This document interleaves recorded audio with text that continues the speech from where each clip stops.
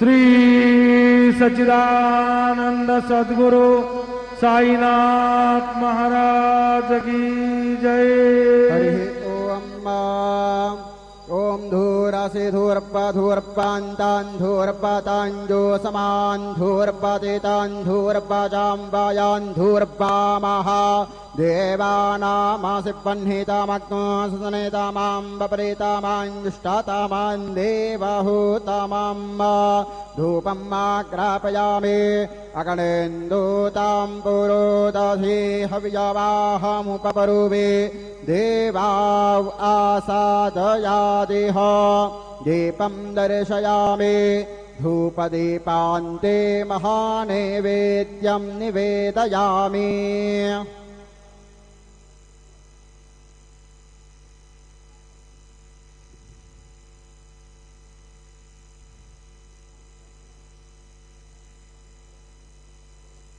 अन्नापातेन्नस्यानो दैशानामे वस्या सुखमीनाः प्रपरदातारन्दारिख उवर्जान्नो धेहितविपादे चाचुखपादे चतुष्कोणमण्डलं कृत्वा ततुपरि नैवेद्यपात्रन्निधाय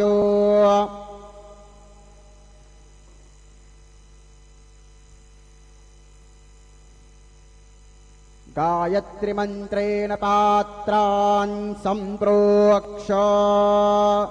धेनवाः अमृते कृत्य सत्यन्त्वरतेन परिषिञ्जामि। ॐ प्राणाय स्वाहा ॐ अपानाय स्वाहा ॐ व्यानाय स्वाहा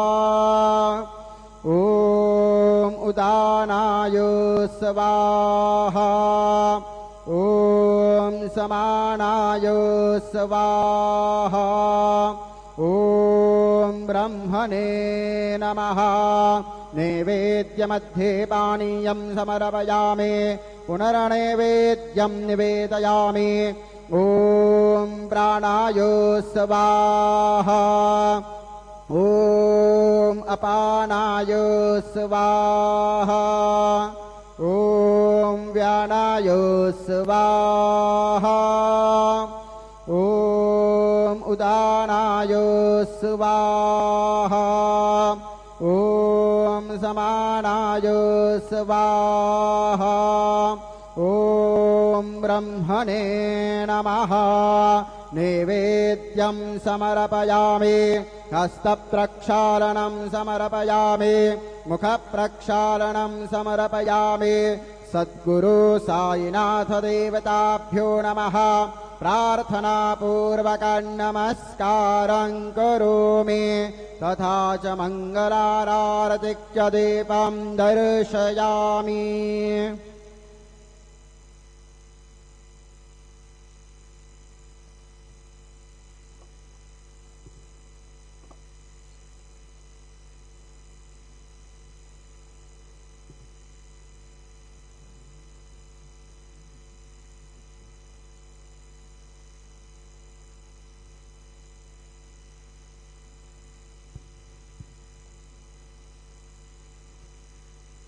आज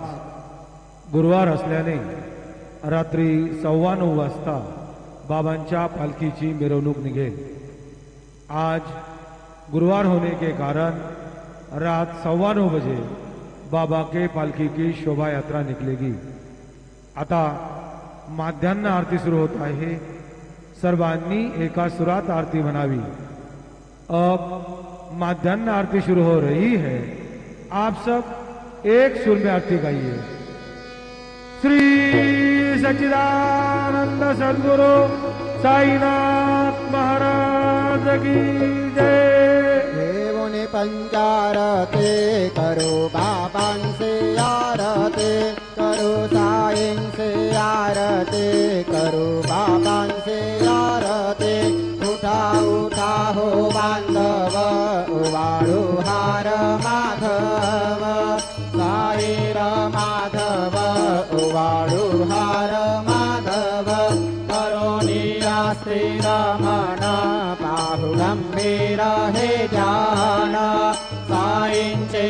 ध्यान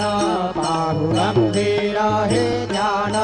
कृष्णनाथा दत्त साई जडो चित्त तुझे पाई चित्त बाबा पाई जडो चित्त तुझे पाई आरती साई बाबा सौख्य दातार देवा चरण जातले यावा दासा विसावा भक्ता विसावा आरती साई बाबा काळुनी आनंद सर्वरूपी राहे दंग मोक्ष जना दावे निज डोळा श्रीरंग डोळा श्रीरंग आरती साई बाबा जया मणे जैसा भाव तया तैसानुभव गाविसे दया घडा ऐसे तुझे हि माव तुझे हि माव आरती साई बाबा तुमचे नाम ध्याता हरे संस्कृती व्यथा अगाध तव करणे मार्ग दाविसी अनाथा दाविसी अनाथा आरती साई बाबा कलियुगे अवतार सगुण परब्रह्म साचार अवतीर्ण झाला से स्वामी दत्त दिगंबर दत्त दिगंबर आरती साई बाबा 8 दिवसा गुरुवारी भक्त करीती वारी प्रभु पद पाहवया भव भय निवारी भय निवारी आरती साई बाबा माझा निज द्रव्य ठेवा तव चरण राज सेवा मागणे हेची आता तुम्हा देवाधिदेवा देवाधिदेवा आरती साई बाबा इच्छित दिन चातक निर्मल तोयाणे सुख पाजावे माधवया संभळ आपुली भाक आपुली भाक आरती साई बाबा सौख्य दातार जीवा चरण जातले यावा दासा विसावा भक्ता विसावा आरती साई बाबा जय देव दत्ता अवधूता हो साई अवधूता जोडून करतव चरणी देवी तो माथा जय देव अवतरसे तो येता धर्मांते ग्लाणे नास्ते कांडा हे तो दाविसणी जभजणे दाविसना नालेला असंख्य रूपांनी हरसे देनांचे तो संकट दिन रचणे जय देव दत्ता अवधूता हो साई अवधूता जोडून करतव चरणी ठेवी तो माथा जय देव यवन स्वरूपे एक्या दर्शन त्वादिधले संशय निरसुनिया तद्वैता घालविले गोपी चंदा मंदा त्वांचे उद्धरिले ओमेन वंशे जन्मने लोका तारियले जय देव दत्ता अवधूता हो साई अवधूता जोडून करतव चरणी ठेवी तो माथा जय देव भेदन तत्वे हिंदू यवनांचा काही दावायासे झाला पुनरपि नरदेहे पाहसी प्रेमाने तो हिंदू यवनाहे 22 आत्मत्वाने व्यापक साई जय देव दत्ता अवधूता हो साई अवधूता जोडून कर तव चरणे ठेवी तो माथा जय देव देवा साई नाथा त्वत्पदनत भावे परमाया मोहित जनमोचन सनिभावे त्वत्कृपये सकलांचे संकट निरसावे देशिल तरिते त्वद्दश कृष्णाने गावे जय देव दत्ता अवधूता हो साई अवधूता जोडून कर तव चरणे ठेवी तो माथा जय देव शिर्डी माझे पंढरपूर साई बाबा रमावर साई बाबा रमावर शुद्ध भक्ती चंद्रभागा भाव पुंडलिक जागा भाव पुंडलिक जागा याहो अवघे जन करू बाबांचे वंदन साईंचे वंदन करू बाबांचे वंदन गणू म्हणे बाबा साई धाव भाव माझे आई धाव भाव माझे आई हरेन लोटांगण वंदीर चरण डोळ्यान काही न रूप तुझे प्रेमे अलिंगन आनंद पूजन भावे वाळीन म्हणे नाम त्वमेव माता पिता त्वमेव बंधुष सखा त्वमेव विद्या द्रविडं त्वमेव सर्वं त्वमेव देव कायेन वाचा मनसेन्द्रियैर्वा बुद्ध्यात्मना वा प्रकृति स्वभावात् करोमि यद्यत् सकलं परस्मै नारायणायति समर्पयामि अच्युतं केशवं राम नारायणं कृष्णदामोदरं वासुदेवं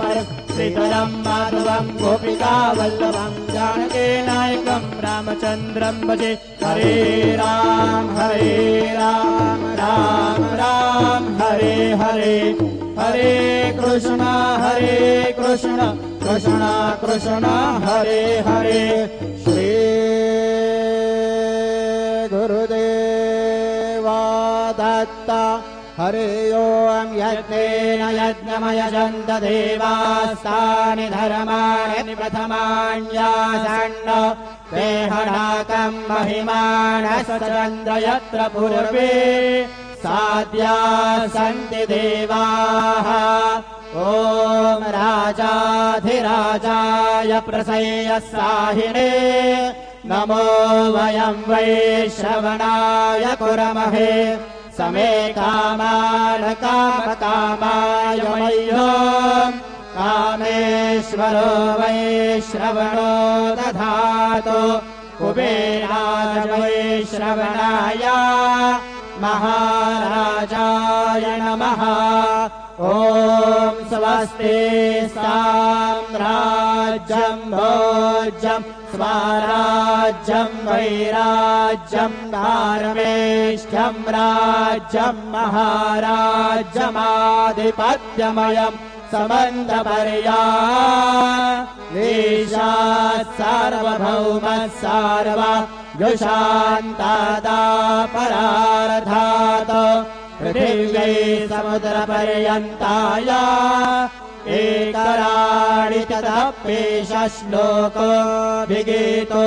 मरुतः परिवेष्टारो मरुतस्यावसन् गृहे आवीक्षितस्य कामप्रेर्विषमे देवाः सभासदयिते श्रीनारायण वासुदेवाय सच्चिदानन्द सद्गुरो साईनाथ महाराज की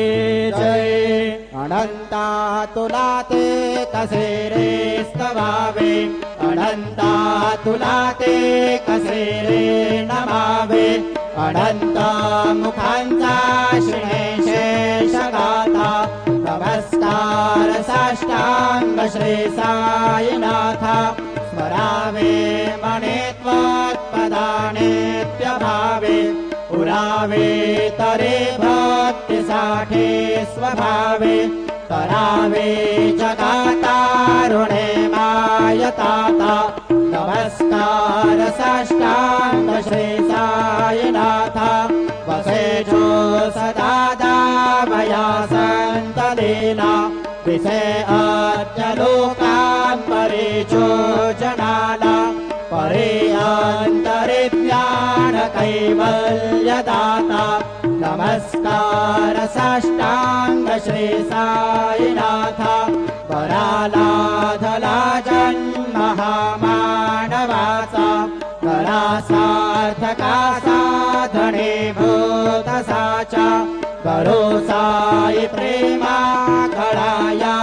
अहंता, नमस्कार साष्टांग श्री साईनाथा, करावे करे सान अल्पज्ञ बाला, करावे रमाधन्य चंबो निघाला, मुखे घाल प्रेमे खरा ग्रास आता, नमस्कार साष्टांग श्री साईनाथा, सुरादिक ज्यांच्या पदावंदिताते, शुगादिक ज्यांते समानत्व देते, प्रयागादि तीर्थे पदे नम्र होता, नमस्कार साष्टांग श्री साईनाथा, तुझा ज्या पदा पाहता गोप बाले, सदा रंगले चित स्वरूपे मिळाले, करे रास क्रीडा सवे कृष्णनाथा, नमस्कार साष्टांग श्री साईनाथा, तुला मागतो मागणे एक द्यावे, करा जोडितो दीन अत्यंत भावे, भवे मोहनी राज हातारे आता, नमस्कार साष्टांग श्री साईनाथा, ऐसा ये बासाई दिगंबरा, अक्षय रूप अवतारा, सर्व हि व्यापक तो श्रुति सारा, धनुषया त्रिकुमारा, बाबा ये काशे स्नान जप प्रतिदिवसे, कोल्हापुर भिक्षे से निर्मल नदी कुंगा, जलप्राशे निद्रामाहुर देशे, ऐसा एवा थोड़े लोंबत से वाम करे, त्रिशूल डमरू धारे, भक्ता वरद सदा सुखकारे, देशिल मुक्ति चारे, ऐसा एवा पाये पादुका जपमाला, कमंडलो मृगछाला, धारण कर सेवा, नाग जटा मुकुट शोभतो माता, ऐसा येवा तत्पर तुझाया जे ध्याने, अक्षय त्यांचे सजने, लक्ष्मी वास करे, दिन रजने राक्षसे संकट वारुणी, ऐसा एवा या परिध्यान तुझे गुरुराया, दृश्य करे नयनाया, पूर्णानंद सुखे एकाया, गावे से हरि गुण गाया, ऐसा एवा साई दिगंबरा, अक्षय रूप अवतारा, सर्व हि व्यापक तो श्रुति सारा, अनुसया त्रिकुमारा, बाबा एवा सदा सत्स्वरूपं चिदानंद कंदं, जगत्सम्भवस्थान संहारहेतुम् स्वभक्तेच्छया मानुषं दर्शयन्तम् नमामीश्वरं सद्गुरुं साईनाथम् भवद्भान्तविधवां समार्ताण्डमेड्यम् मनोवागतीतं मुनिर्ध्यानगम्यम् जगद्व्यापकं निर्मलं निर्गुणं त्वां नमामीश्वरं सद्गुरुं साईनाथम् त्वमम्बोधिमगणार्दितानां जनानां स्वपादाश्रितानां स्वभक्तिप्रियाणां समुद्धारणार्थं तनौ सम्भवन्तं नमामीश्वरं सद्गुरुं साईनाथम् सदानिम्बवृक्षस्य मूलाधिवासात् सुरास्त्राभिरन्तिक्तमप्यप्रियन्तम् तरुं कल्पवृक्षाधिकं साधयन्तम् नमामीश्वरं सद्गुरुं साईनाथम् सदा कल्पवृक्षस्य तस्यादिमूले भवद्भावबुद्ध्या समर्यानि सेवां दृढां कुर्वतां भुक्तिमुक्तिप्रदन्तम् नमामीश्वरं सद्गुरुं साईनाथम् अनेकाश्रुतातुर्यलीलाविलासै समावेशकृतेशानभास्वोत्रभावम् अहं भावहीनं प्रसन्नात्मभावम् नमामीश्वरं सद्गुरुं साईनाथम् सतां विश्रमाराममेवाभिरामम् सदा सज्जनैः संस्तुतं सन्नमध्ये प्रणामो ददं भद्रभद्रप्रदन्तम् नमामीश्वरं सद्गुरुं साईनाथम् अजन्माद्यमेकं परब्रह्म साक्षात् स्वयंसम्भवं राममेवावतीर्णम् भवद्दर्शनात् सम्मुनितः प्रभोऽहम् नमामीश्वरं सद्गुरुं साईनाथम् श्रीसाईश कृपानिधेऽखिल नृणां सर्वार्थसिद्धिप्रद युष्मत्पादरज प्रभावमतुलम् दातापि वक्ता क्षमः सद्भक्त्या शरणं कृताञ्जलिपुट सम्प्रापितोऽस्मि प्रभो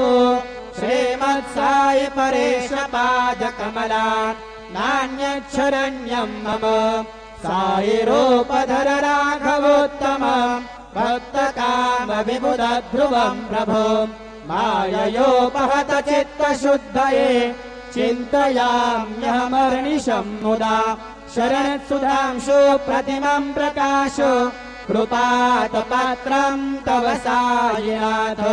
वदीयपादाब्ज समाश्रितानां स्वच्छायया तापमपाकरोतु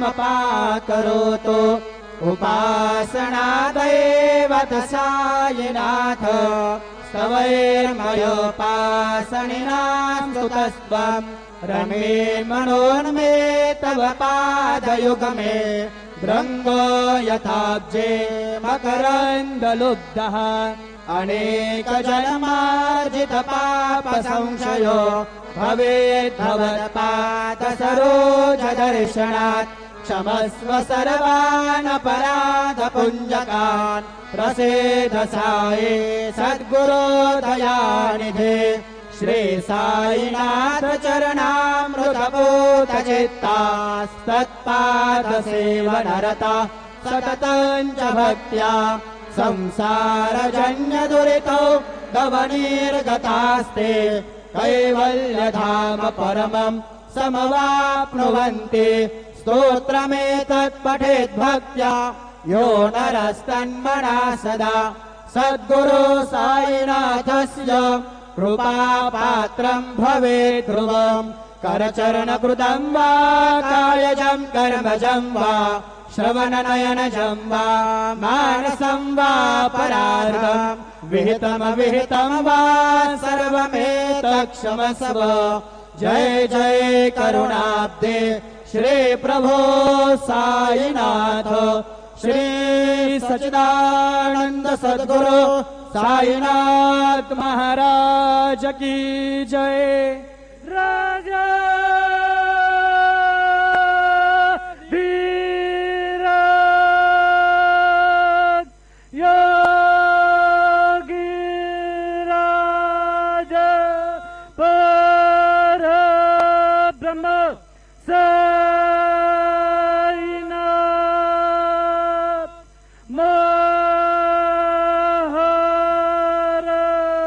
श्री सच्चिदानंद सद्गुरु साईनाथ महाराज के जय।